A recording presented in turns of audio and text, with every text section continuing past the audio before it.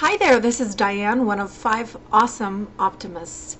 Many people ask me, oh, am I always happy? How did I get to be such an optimist? And I gotta tell you, I've had one failure after another in my life, and being happy has been a great blessing for me because I've realized that I can't stop the things that are coming in life. They never stop, but what I can do is, make sure that my attitude always has something healthy to deal with the situation.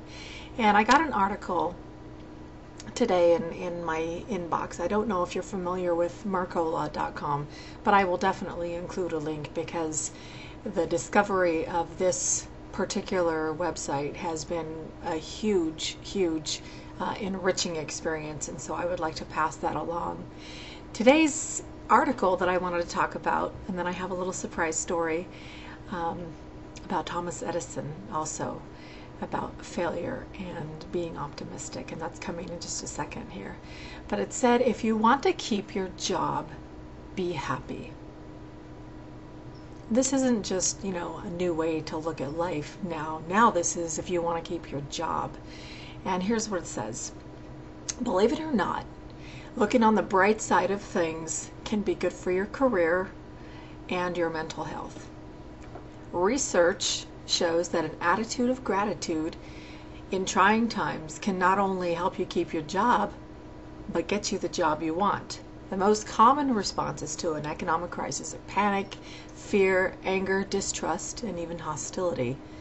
But a study of characteristics of recession survivors and found that those who avoided being cut were cheerful, likable, generous contributors, and not necessarily the most skilled and proficient. Okay, this makes sense, doesn't it? Because you're going to have to be with people all day long when you're working with them. If you're with people who are negative, it's very drawing on all of your energy all the way around. It continues. Corporate leaders are likely now placing more value on workers who add positive energy to the atmosphere beyond increasing sales and visibility. That means those who are grouchy and unpleasant can end up on the layoff list, along with the person who never says anything and flies under the radar. But how do you stay bright-eyed and bushy-tailed when times are tough and you are struggling? Well, regardless of your situation, it continues. Getting motivated and on track isn't difficult. It's staying that way that's the trick. And when you're struggling to make it, sometimes it's even harder. If you want to end the cycle of struggle, master these tips and you'll be virtually unstoppable. There are 4 tips that you can check out in the rest of that article, and they're great. I mean, they're just great. And it's interesting from one optimist to others, the different tips, because I would add or change some of these, but this was from this really great article. So just wanted to give you the introduction to that. And that totally makes sense, doesn't it? When you think about who, like, I hope they're there today, or people who just, they always have something wonderful to add to your life. It's always an enriching experience. It's always positive. And I think that's who we should surround ourselves with and give them of our time and talents. Now, the last story I also heard this week, and I never have heard this.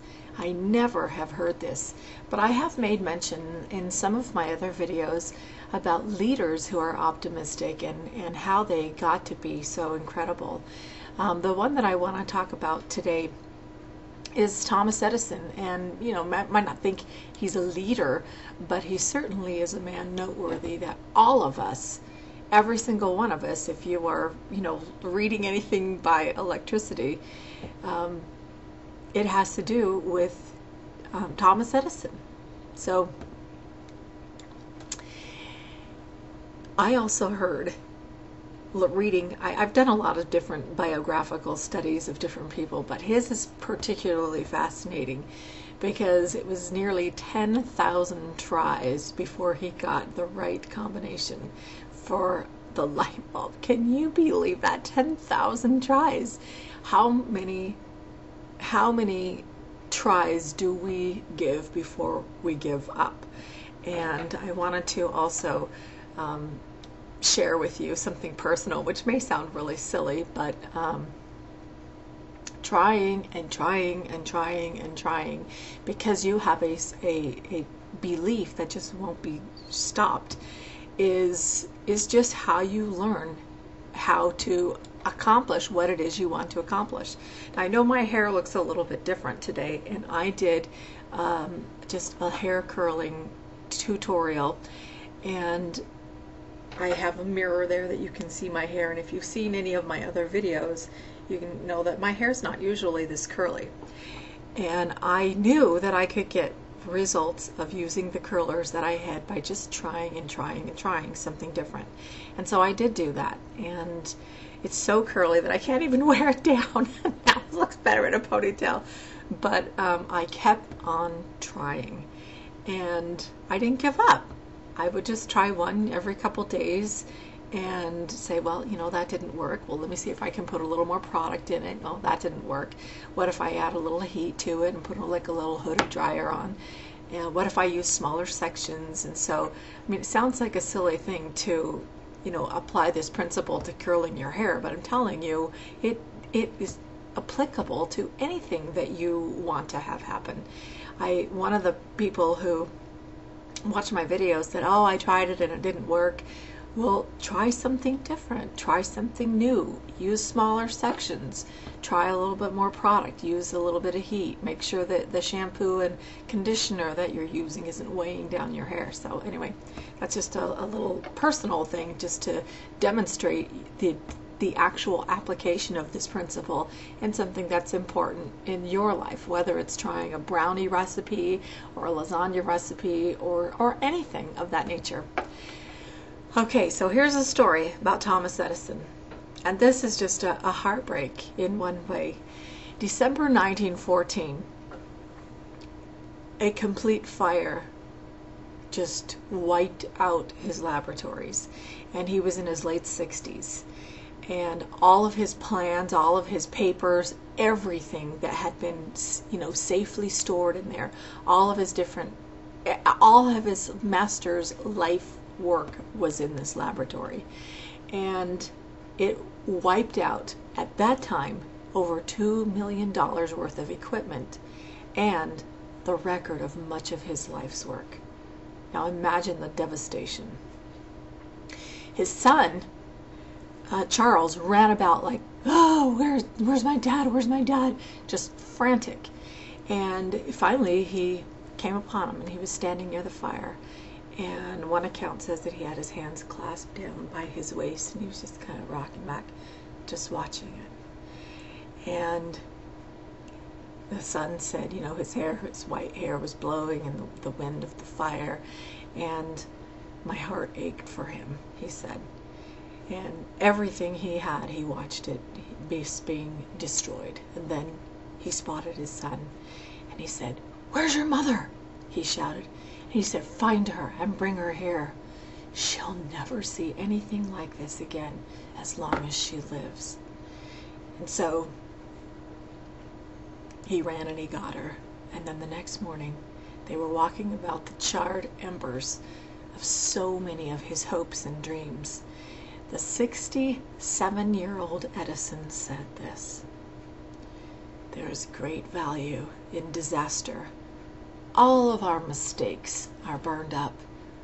Thank God we can start anew.